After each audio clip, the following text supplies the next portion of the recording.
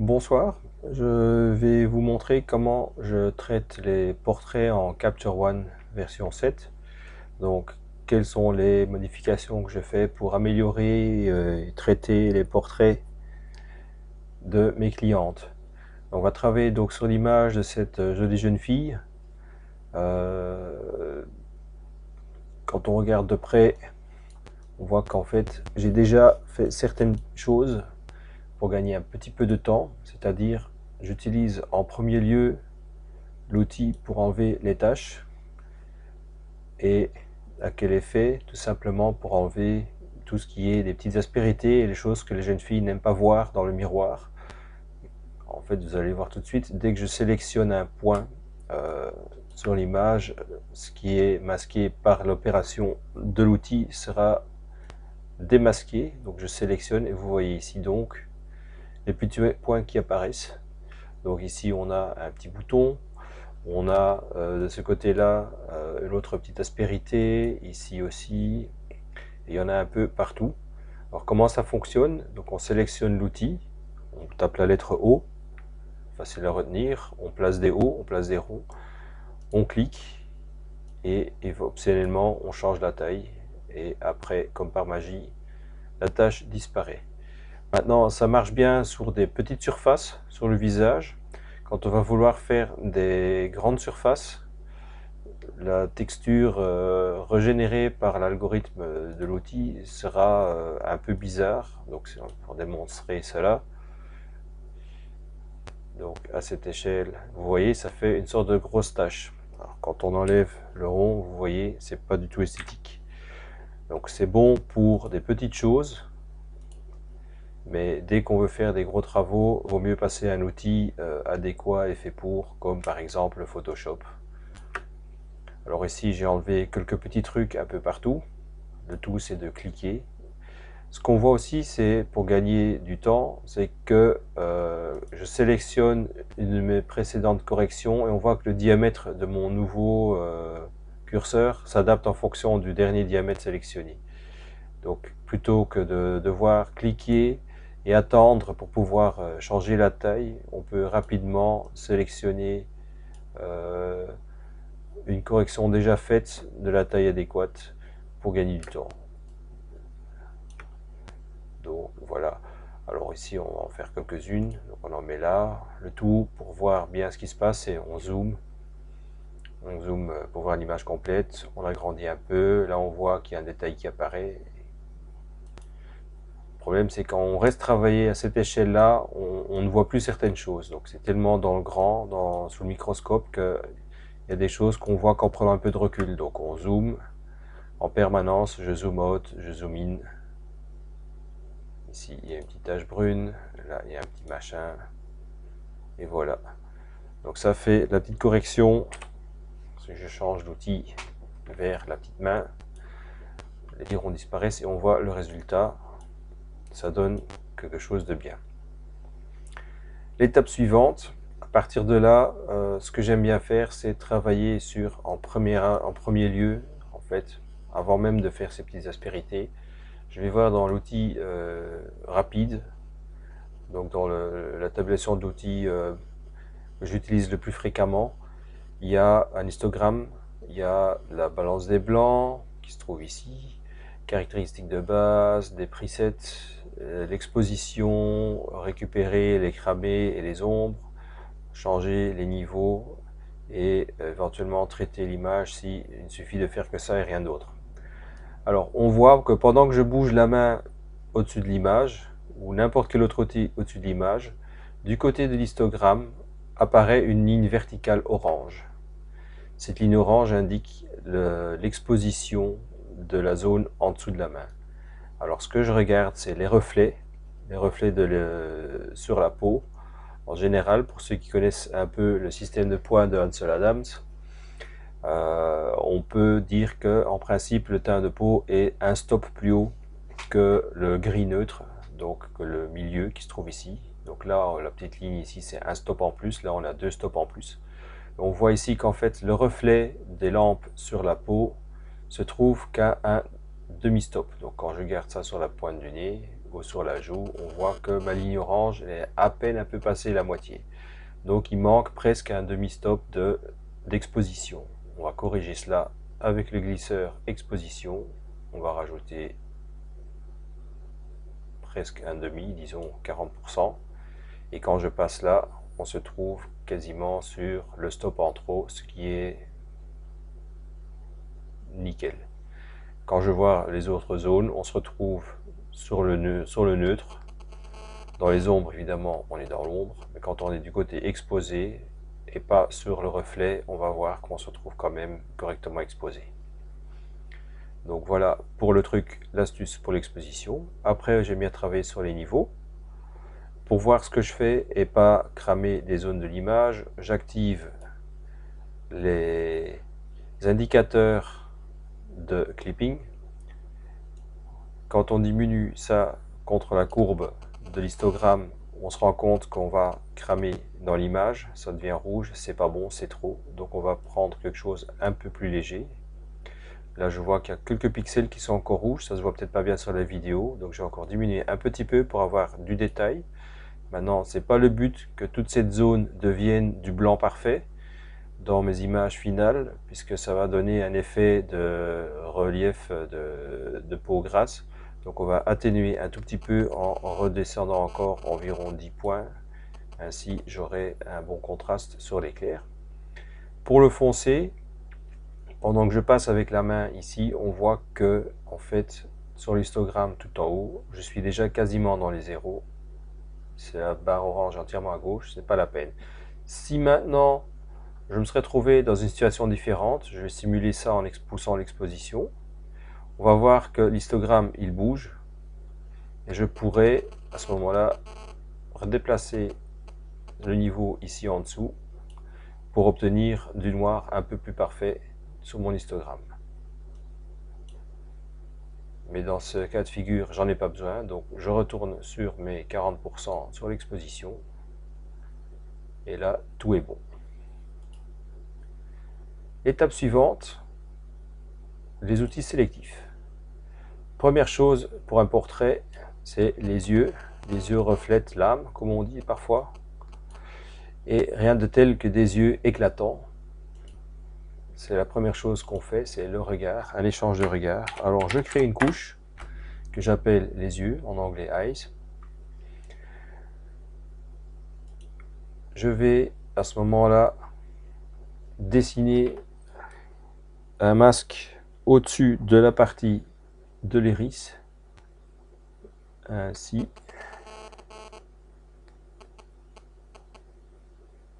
Là, j'utilise ma tablette, c'est plus pratique. Œil suivant.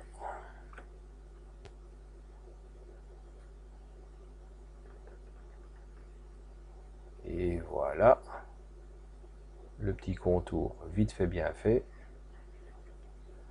On voit quelques taches bleues, ça indique en fait le clipping sur le noir. Maintenant, ça indique pas vraiment qu'on a clippé sur le zéro absolu. Il y a une marge de nombre de valeurs qu'on peut configurer soi-même. Je vais couper l'indicateur, comme ça n'interfère pas avec ce que je fais. Je dézoome un petit peu. Alors, qu'est-ce que j'aime faire sur les yeux? Déjà, la couleur, j'augmente un peu la saturation. Sur ces yeux ici, sur les yeux gris, on ne voit pas une grande différence. En général, je suis autour des 40 points. Les yeux doivent être lumineux, donc j'augmente un quart ou un tiers de stop l'exposition. Pour que ça ne rend pas la pupille trop grise, je augmente un peu de contraste. Vraiment très peu, 5 points, pas plus. Après cela, je vais augmenter le micro-contraste avec la Clarity. Alors dans la version 7, il y a la méthode Punch. Ça donne du punch, donc ça va aussi augmenter un petit peu de la saturation. Alors, quand j'augmente, si j'exagère, ça va faire un peu trop foncé. Donc quand on regarde l'effet sur l'œil à droite est plus fort parce qu'il y a une exposition un peu plus moyenne que ici. Donc là j'ai exagéré. Si je diminue un peu l'effet, je passe à quelque chose de genre dans les eaux 18-20, ça donne pas mal. Et quand on augmente la structure, ce qui est une sorte de netteté, si j'exagère, vous allez voir l'effet que ça donne. Ça donne vraiment du granulé dans l'œil. Trop, c'est pas naturel, donc on rajoute juste un ch'touilla, c'est-à-dire environ 10 points, ce qui donne quelque chose de joli dans les yeux. En général, je m'arrête là. Pour voir l'effet avant-après, il suffit de décocher la couche. Voilà, ça c'est la photo d'origine. Et avec la modification sur les yeux. Sans modification, avec modification. Je sors un peu mon zoom, sans la modif, avec la modif. Les yeux éclatants, ça change tout sur un portrait. L'étape suivante, alors d'habitude, je vais bien travailler sur les dents. Ici, le sujet a la bouche fermée, donc pour la démonstration, ça, je repasserai. Néanmoins, je peux vous dire que ce que j'aime bien faire sur les dents, donc je sélectionne, comme j'ai fait pour les yeux, chaque dent, avec la petite brosse. Puis, je vais prendre l'éditeur des couleurs avancé, qui se trouve ici. Pour le moment, c'est tout noir parce que je n'ai rien pris. Si je prends la pipette, disons que je vais rendre le blanc des yeux plus blanc. On sélectionne à ce moment-là la dent la plus jaune. En général, dans les dents, on va se retrouver dans une teinte qui se rapproche plus de ceci. Chose comme ça. Je désature de environ 30 points, négatif 30. J'augmente l'intensité de la luminosité de environ 10 points. Sur les valeurs, j'utilise depuis la version 6 en Capture One, moins 30 sur la saturation, plus 10 sur la luminosité, et ça rend le blanc vraiment bien blanc sur les dents. Donc des dents même relativement jaunes, ça donne des dents bien blanches. Bon, dans mon cas de figure, évidemment, je n'ai pas de dents, donc je défais ce que j'ai fait. L'étape suivante, c'est je crée une autre couche pour uniformiser un peu le teint de la couleur de peau. Ça peut aider.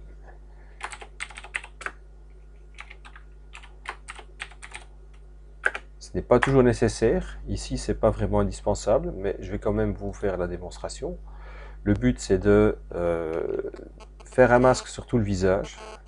Donc là, je vais augmenter la taille de mon pinceau considérablement. Voilà. Et je vais sélectionner toute la peau du visage. Hop.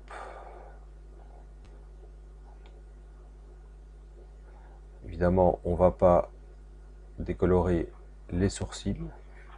Donc on évitera les sourcils. On colorie tout ceci. Le contour des yeux.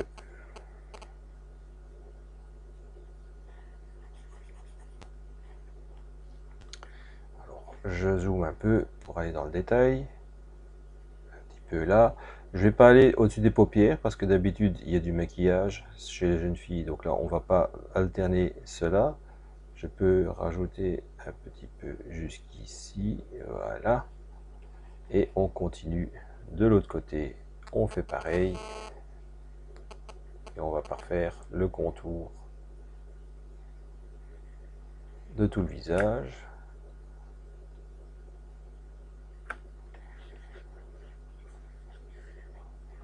Comme cela.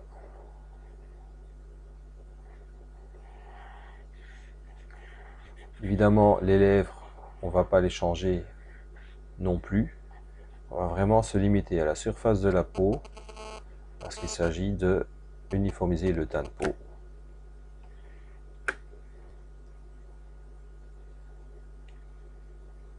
Et que le visage.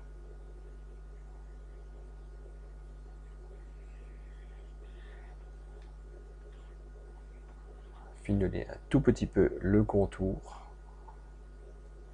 des lèvres.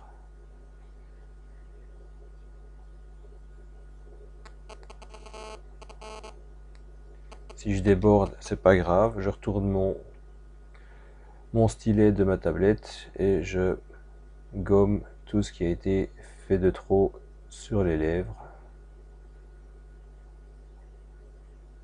Voilà, le petit bord.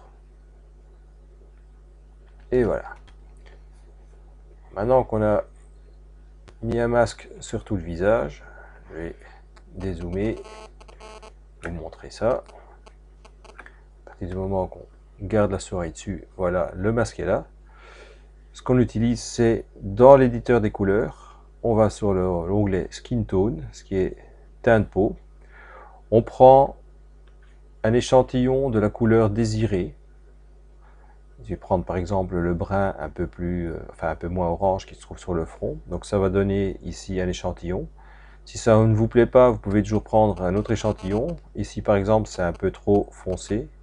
Dans les bruns, en fait, j'ai pris du côté où il y a du fard rouge. Ça se voit mal dans la démo, mais dans la vidéo. Mais là, ça va être un peu trop rouge. Donc je vais prendre quelque chose sur le front. Il y a du brun assez satisfaisant. Voilà. Et comme je suis sur cette couche-là, l'outil sait maintenant que ça c'est le teint de la peau. Le but c'est de rendre le teint uniforme. Alors si je vais pousser à fond, ça va un peu exagérer. Ici on ne le voit pas trop, c'est un effet subtil. Mais quand on prend du recul et qu'on compare avec le cou ou des fois des bras, c'est un peu trop. Alors on recule un peu pour laisser passer encore. Moi je prends par exemple 60%, donc 0,6. Et là on donne un teint un peu plus uniforme. Alors faites très attention, parce que si vous prenez un échantillon qui n'a pas vraiment la bonne teinte, c'est très facile de foirer le truc et de faire un visage trop rouge ou trop jaune. Donc de là, c'est intéressant quand même de voir éventuellement dans quelle mesure on veut uniformiser ou non le teint. Maintenant, vous voyez, l'outil est assez subtil. Ça ne va pas faire une couleur entièrement comme si vous avez rempli ça avec un seau ou n'importe quoi, avec un gros pinceau de peinture. Mais ça va quand même faire quelque chose. Pour voir l'effet, ici aussi, on décoche ou on recoche. C'est très subtil, mais on voit quand même très légèrement quelque chose. Probablement pas sur la vidéo. Alors, pendant qu'on a sélectionné toute cette surface, ce qu'on peut faire aussi pour diminuer un peu la texture des pores de la peau, c'est jouer sur la clarité. Ici, on avait utilisé pour les yeux Clarity en l'augmentant pour ajouter du micro-contraste et en rajoutant un peu de structure. Sur la peau, on va faire plutôt l'inverse. On va diminuer les contrastes, ce qui va diminuer la visibilité des pores. C'est un peu comme utiliser une lampe encore plus douce. Et la structure aussi, quand on va adoucir, ça va un peu faire un effet de flou. Évidemment, le but c'est de pas d'exagérer, mais de faire une correction subtile. Donc dans la clarité, je vais diminuer par exemple de 20 points. Et la structure, plus ou moins, disons entre 10 et 20, donc on prend 15. Et puis en fonction de la résolution de l'écran, enfin résolution plutôt, pas de l'écran mais de l'image, on peut à ce moment-là voir une différence. Donc quand je garde, je désactive la couche, on voit la peau d'origine. Quand j'active la couche, c'est très subtil, mais ça atténue les pores, ça uniformise le teint et ça fait un petit quelque chose. Donc du coup, la cliente ne sera plus complexée de montrer sa photo en gros plan, en fond d'écran, puisque on n'aura plus les petits boutons, on aura uniformisé le maquillage, la poudre et adouci les pores. Finalement, la dernière étape, c'est rajouter un peu de netteté. Donc je rajoute une couche.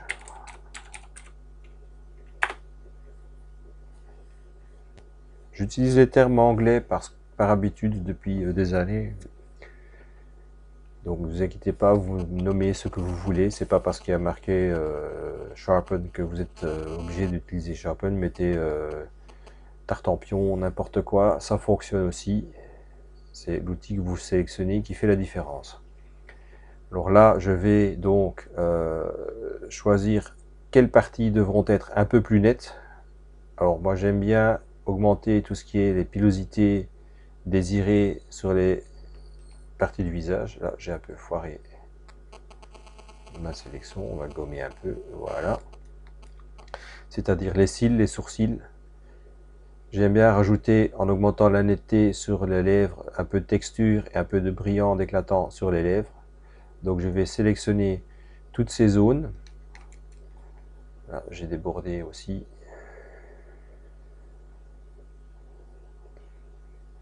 On gomme ce qui est de trop. Et on continue les cils. Ici on a une jeune fille qui a des très beaux longs cils avec un rímel nickel.